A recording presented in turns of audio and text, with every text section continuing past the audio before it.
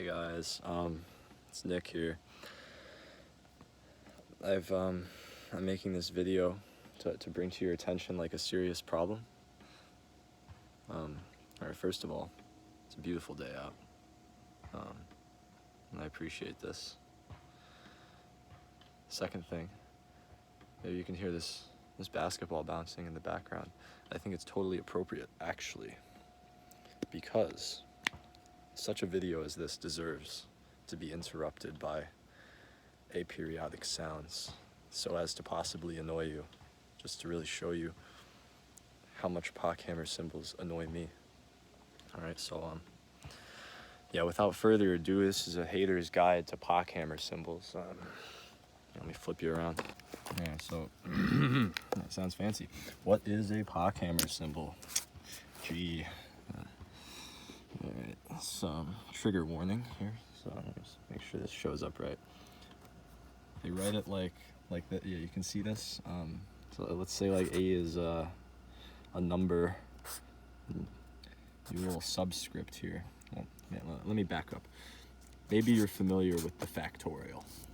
You know a factorial. You know what it is. It's n times n minus 1 times n minus 2 dot times 3 times 2 times 1. You know, it's just you multiply the first n positive integers, so 1 through n together, and it's useful. You know, it counts things.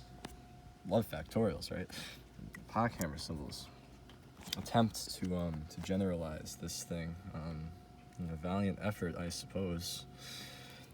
But I think, you know, they really end up causing a lot more pain and suffering than any sort of positive emotion in anyone's life. So, what is this? I think it's kind of like the factorial, but more general. So it's a falling factorial, they call this one. There's actually two. So you start with A, and then you go to A minus 1.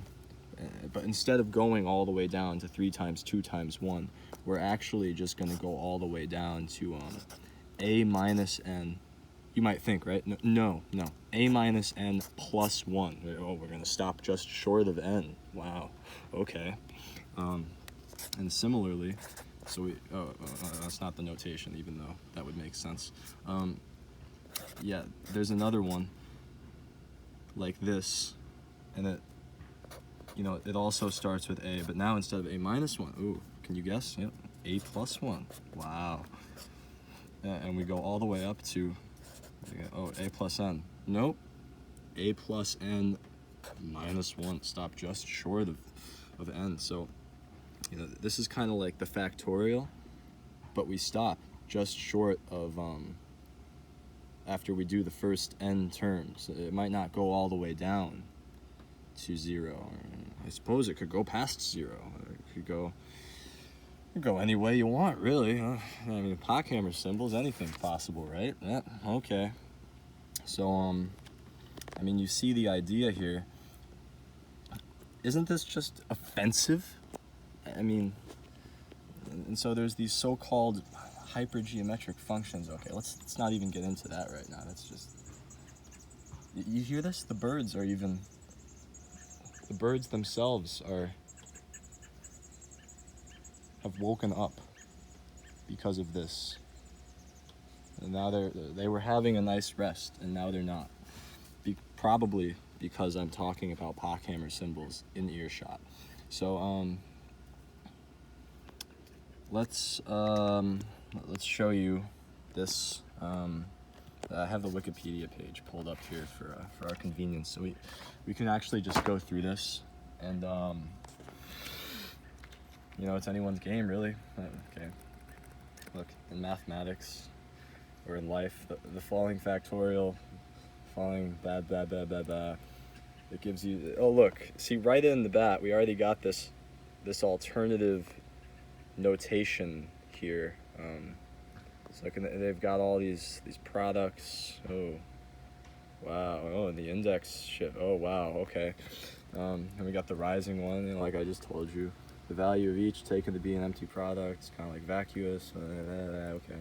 Oh, okay. So introduced Introduced, see, so it doesn't say discovered, doesn't say invented, doesn't say came upon. It's just introduced by Leo August Pochhammer. Let's click on him.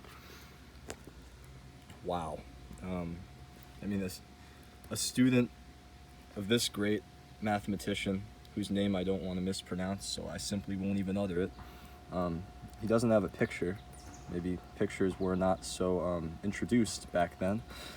But you know, you got all these links. Pochhammer, great guy. Look what he did. So yeah, thank you, Pochhammer, for your great contribution to the world. In this article, it's just telling us, you know, it's the hypergeometric functions. Hey, let me just click on this. You can see how do mice work? Yes, like this. Hypergeometric functions. Okay, look at this. This is kind of part of the reason Pochhammer symbols are disgusting. Just look at this. What is this? You have a subscript. You have another subscript on the other side. Who the hell does this? You have hypergeometric series. Let's look at it. Just all these Pochhammer symbols. It's like supposed to be some kind of generalization of e to the x, which, you know, the power series for e to the x, you know, this term here is omitted. It's just 1, right? And you have z to the n over n factorial, and it's wonderful. It just converges everywhere. Wow. And I don't know anything about hypergeometric functions because they're just an abhorrent thing. And okay, so let's go back to the Pochhammer symbol page. One more click. You see it's getting really bright. My video just stopped. I said it's getting really bright out, even in the midst of suffering, such as viewing this page. Life finds a way. You have all this. It's just wow. Okay. It almost looks symmetric, like maybe a little bit, kinda, because it is. And you know, you see this, and at this point, you're just like, isn't this just a stupid way of writing like a permutation or like some kind of binomial coefficient? Wouldn't you rather just write this in terms of a binomial coefficient, which is, oh, and look they do, and so that's what I would rather do in my life. It's a shame I now know what these things are, because I am tempted to use them in my own work, and I would really just rather use this, the binomial coefficient. Brilliant. How many subsets are there of an n-element set? That's the binomial coefficient. The Pochhammer symbol, you're choosing outfits, blah, blah, blah, and then you decide it's different. How would I even explain that to a kid? I don't know. I just maybe need to think about it more. Oh, relation to umbral calculus. It's quite shadowy, I hear. The calculus of finite differences. It's very cool stuff, actually. But, I mean, look at this. Doesn't this just offend you? It offends me. You see all these nice identities, binomial coefficients, and Pochhammer symbols, and Stirling numbers, and finally, duplication, multiplication formulas. Oh, alternate notations. Apparently used by these combinatorics people. Graham, Newth. R.I.P. to Graham.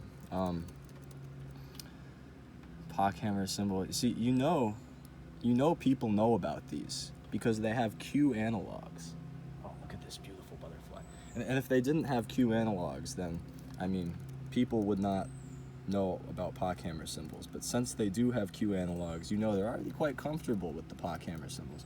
This is a Pochhammer K symbol. I don't even know what this is. Like, I read the Wikipedia page that I just showed you before I started recording. This one, I don't even know. Oh, it's got all this.